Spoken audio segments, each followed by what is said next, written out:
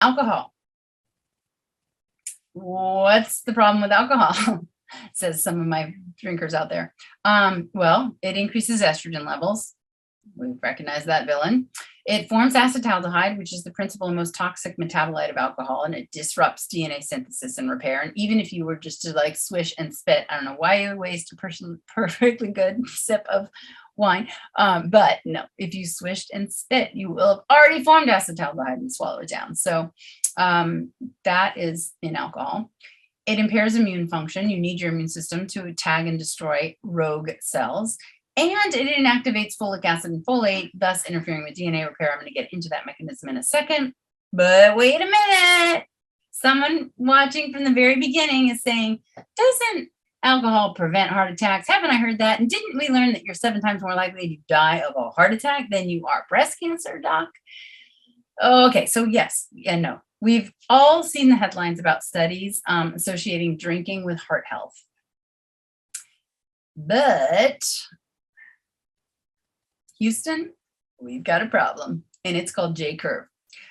So there are hundreds of studies that were published in the 90s and early 2000s that showed this classic shaped J-curve, which the J shape means that relative to a non-drinker having 1 or 2 drinks a day, in America, it's 1 drink a day for women, 2 drinks a day for men, actually translated to, so here's your all-cause mortality. Your teetotaler who drinks 0 alcoholic drinks per day is our null group that we've now learned about. And remember, I said if you go above that line, you have more risk than that null group. And if you go below that number, you have less risk. So the J curve purports that if you have 1 to 2 drinks a day, you actually have less all-cause mortality than the person who doesn't drink at all. And then when you start drinking 3 or more drinks a day, it definitely elevates above that person, can be, over twice as high. Well, as you can imagine, these J curves led to much jubilation amongst drinkers and to the alcohol industry. But it's really hard to follow the money when it comes to who funded studies because there are loopholes in needing to report conflicts of interest. But regardless of why they did it, maybe all or many of those studies conveniently classified former drinkers as if they never touched the stuff, right? Okay, so now you include in the abstainer group here all of those people who used to drink and maybe drank excessively and maybe even got sick with cancer or heart disease or just drinking made them feel worse. And now all of a sudden, that abstainers group with all of these sick people who used to be drinkers, they don't look that good. And it sure makes these 1 to 2 a day drinkers look super fit. That's the J curve. So a study came out in 2017 that went back in time, reclassified a lot of those misclassified non-drinkers. And the revamped meta-analysis included 87 studies that had all replicated that classic J curve. And it represented 4 million people, 370,000 deaths, and they found that 65 of the 87 studies included former drinkers in the abstainer group. And another 9 studies included current occasional drinkers in the abstainers group, for a total of 74 out of 87 studies, meaning 85% of the abstaining group was not, this is going to be a double negative, they were not never drinkers. You know what I'm saying? So when this 2017 study corrected the bias in the reference group, the J curve vanished and it was replaced by a linear curve. The more you drink, the higher your risk. And by the way, they did an analysis adding back the occasional drinkers into the reference group. So that's less than 1 drink a month by definition, and there was no change, but there was no protection either, just in case you're wondering. All right, Dr. Buzzkill. Moderate drinking in moderation is okay, maybe? Because doesn't that mean 15% of the studies legit found a protective effect? Found a J curve? Maybe, but I'm going to put on my doctor hat right here. And I'm going to say that more studies associate bad over good with drinking alcohol, implicating it for causing a host of problems beyond cancer, like high blood pressure, obesity, stroke. Well, actually, a lot of cancer, by the way, than breast, like mouth, throat, esophagus, colon, liver, can cause cirrhosis, depression, suicide, and accidents, to name just a few of the negatives. But if you don't drink, don't start. Now, I'm going to put on like a cooler girlfriend hat and ask along with you, Is there room for moderation? Maybe. First of all, what's a drink? 5 ounces of wine equals 12 ounces of beer equals 1.5 ounces of hard liquor. I'm going to focus on breasts because that's what I do. You got your poison in mind? Ready, go. The World Cancer Research Fund, along with the American Institute for Cancer Research, publishes its landmark consensus data in the science of cancer prevention every 10 years or so. So this latest breast cancer and alcohol risk data is what I'm quoting here. If you have a half a drink a day, you have a 5% increase in breast cancer. A drink a day, a 10% increase. 2 drinks a day, a 30% increase. 3 drinks a day, a 40% increase. The increase in risk in all of these studies was almost exclusively in estrogen positive cancers. And these elevations in risk spanned all types of alcohol, except maybe one. So can you guess what it is? Red wine. So red wine seems to have some fairly impressive redemptive qualities. Many studies show a decrease in all cancer relative to teetotalers, but J-curve problem, remember? So what do we know? This 2020 paper details how these compounds found in red wine can modulate estrogen signaling, so decrease the signal, decrease cancer cell differentiation, inhibit cell growth, stop metastases, and induce, now you know the word, apoptosis. So it turns out that cancer, breast cancer, can actually create its own estrogen using the aromatase in the fat of the breast itself. And these are like sinister little beasts. So there is an aromatase inhibitor compound in our red wine Cape Tiro that inactivates the aromatase enzyme. So foiled, that little breast cancer can't make its food. And now this 2020 paper explains how our new favorite friends, like the EGCG in green tea, the genistein and daidzein in soy, the resveratrol in our red wine, but you don't need the wine, people. You can just eat the skin of red grapes, kind with the seeds, has the highest resveratrol. It's in the skin. Who peels grapes anyway?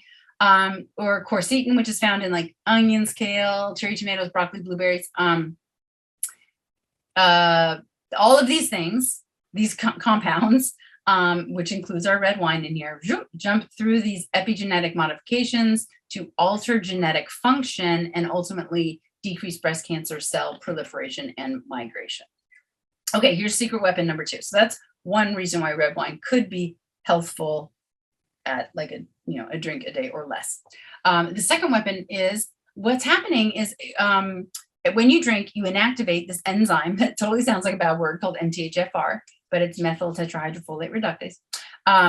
And that converts folic acid from like your vitamins or folate from your leafy greens into methylfolate, L5 methylfolate. This baby babysits DNA as it divides. It makes sure it remains in its true form. And when it doesn't, when it mutates, it fixes it or throws it away. So when you drink, you don't have this thing. And so you don't have the DNA divider babysitter. So when DNA mutates, your body's like, that one got away.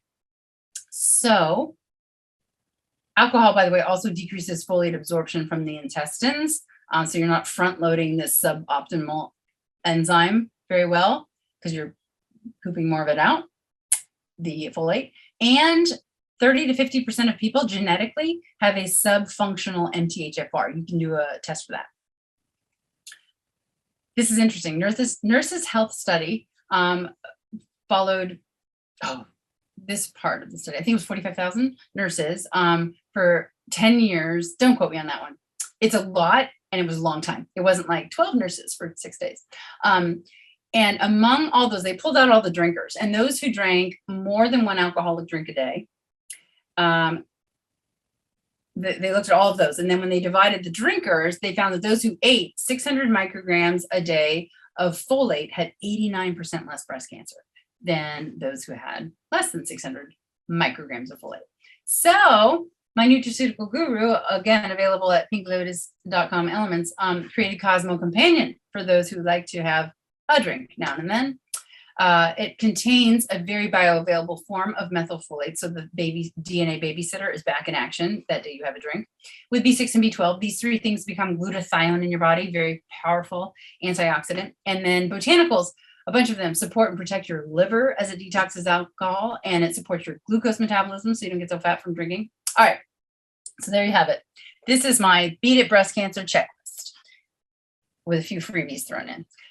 Eat a whole food plant-based diet that prioritizes fruits, vegetables, I have dyslexia, vegetables, fruits, 100% whole grains, and legumes, beans, peas, lentils, split peas, chickpeas, whole food soy, ground flaxseed. Eliminate all meat, poultry, fish, dairy, and eggs. We didn't even talk about those. Minimize saturated fat, simple sugars, processed foods, and refined cereals. Keep your body mass index under 25. Exercise, I gave you the times, 5 hours a week for moderate effort or 2.5 for vigorous sweaty workouts.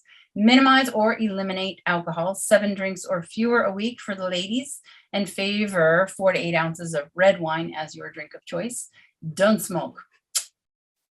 Stress management, didn't get into this, but I want you to spend at least 20 minutes a day purposefully trying to be mindful and decreasing your stress, be it through prayer, meditation, tai chi, yoga, guided imagery, focused breathing, gentle stretching, and social connectedness. I want you to purposefully spend 30 minutes a day without computers or phones or screens whenever you're with others in person by connecting, be it through a date night, coffee with a friend, a church group, tennis team, an uplifting online community, admittedly a screen, but COVID times, and bridge club, things like that. On the doctor side, you want to do a monthly self-breast exam, annual clinical breast exam with your doctor once you're 40, and by every other year prior to that, between 20 and 40.